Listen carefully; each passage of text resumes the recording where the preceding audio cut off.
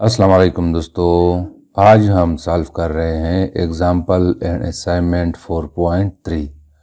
सबसे पहले हम सॉल्व करेंगे एग्जाम्पल 4.3, फिर उसके बाद हम सॉल्व करेंगे असाइनमेंट 4.3।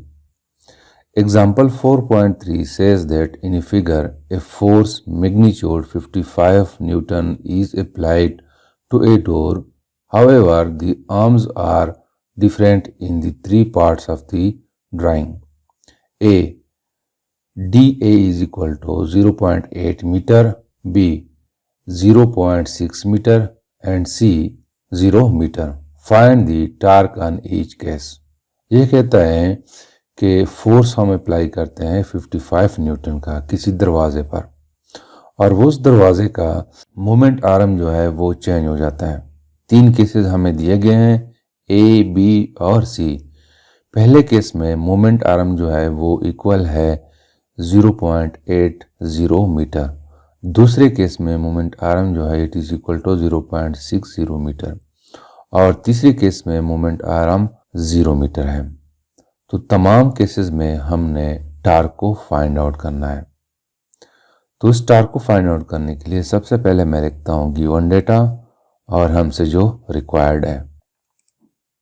गिवन डेटा में हमें दिया गया है force which is equal to 55 newton, moment arm D A is equal to 0.80 metre, moment arm in case of B is equal to 0.60 and moment arm in case of C is equal to 0 metre.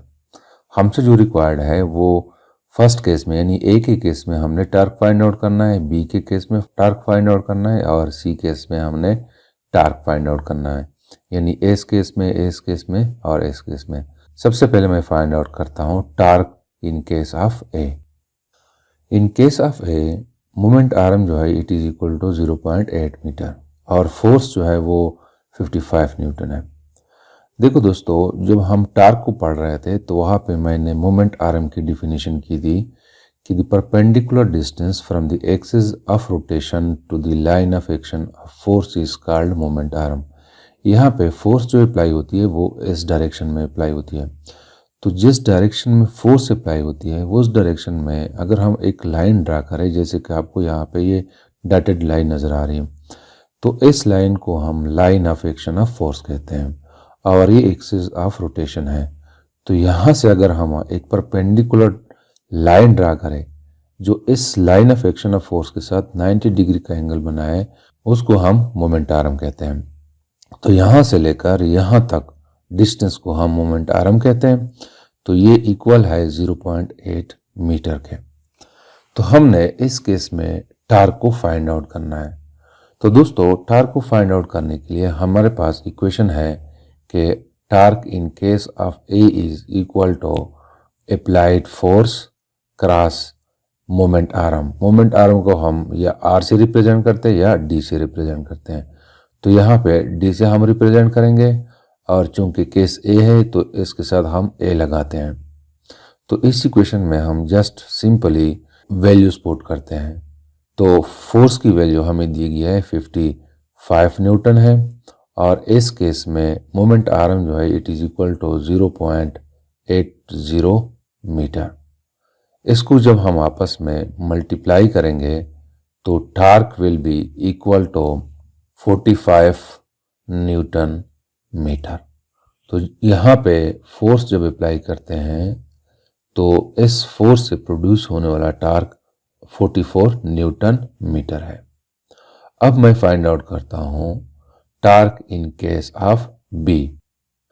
In case of B force जो apply होता है वो इस direction में apply होता है। तो इस डायरेक्शन में लाइन ऑफ एक्शन जो बन रही है वो ये बन रही है। तो एक्सिस ऑफ रोटेशन से अगर हम ऐसे लाइन ड्रा करें कि इस लाइन ऑफ एक्शन के साथ 90 डिग्री का एंगल बनाए, जैसे कि आपको यहाँ पे नजर आ रहा है, ये लाइन इस लाइन के साथ 90 डिग्री का एंगल बना रहे हैं। तो यहाँ से लेकर यहाँ तक जो है ये मोमेंट आर्म है और ये मोमेंट आर्म जो है it is equal to 0.6 metre. तो इस केस में हमने टार्क को फाइंड आउट करना है।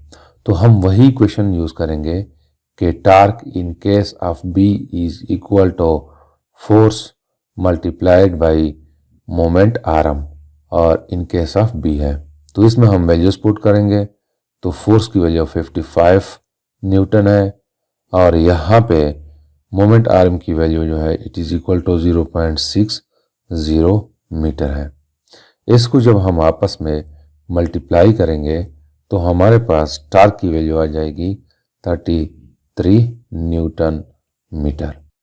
यहाँ पे चूंकि मोमेंट आर्म की वैल्यू कम है 0.6 मीटर है, तो पहले वाले केस के मुकाबले में यहाँ पे जो टार्क प्रोड्यूस होगा वो कम होगा। पहले केस में मोमेंट आर्म की वैल्यू थी 0.8 मीटर, तो यहाँ पे है 33 न्यूटन मीटर। अब मैं फाइंड आउट करता हूँ टार्क इन केस ऑफ सी। यहाँ पे अगर हम इस फिगर को देखें, यहाँ पे फोर्स जो अप्लाई होती है वो इस डायरेक्शन में अप्लाई होती है। तो मतलब यह है कि line of action of force जो है वो ये बन रहे हैं ये। और इसके साथ अगर हम मोमेंट आर्म ड्रा करें, यानी एक्सिस ऑफ रोटेशन से अगर हम ड्रा करें, तो वो भी ये बन रहा है। तो मतलब है कि उसका मैग्नीट्यूड 0 है। तो यहाँ पे डी सी जो है it is equal to 0 metre. तो हम फाइंड आउट करेंगे टार्क को। यहाँ पे टार्क 0 होगा इसलिए कि मोमेंट आर्म 0 है। तो यहाँ पे फोर्स है मल्टीप्लाइड बाई डी सी है। फोर्स की वैल्यू 55 न्यूटन है और डी सी की वैल्यू 0 है। तो यहाँ से हमारे पास 0 न्यूटन मीटर आएगा। तो torque in case of C is equal to 0। यहाँ पे कोई टार्क प्रोड्यूस नहीं होगा। तो ये हमने फाइंड आउट किया है torque in case of A, B and C. अब मैं सॉल्व करता हूँ assignment number 4.3। Assignment 4.3 says that 20 Newton meter torque is required to open a soda bottle. A boy with bottle opener apply a force perpendicularly at 0.1 meter. What is the magnitude of force required? ये कहता है कि एक soda बोतल है जैसे आपको यहाँ पे नजर आ रहा है।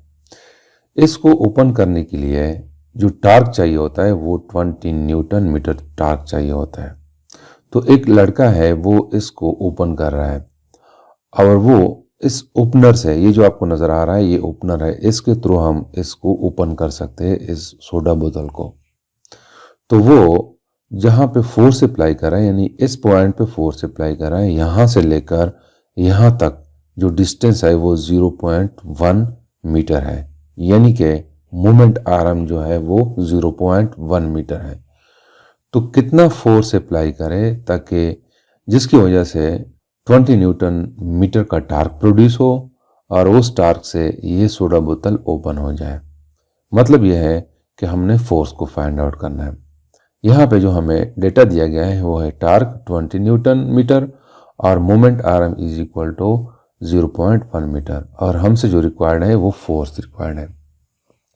तो फोर्स को फाइंड आउट करने के लिए हम यूज करते हैं equation of torque which is equal to F cross are.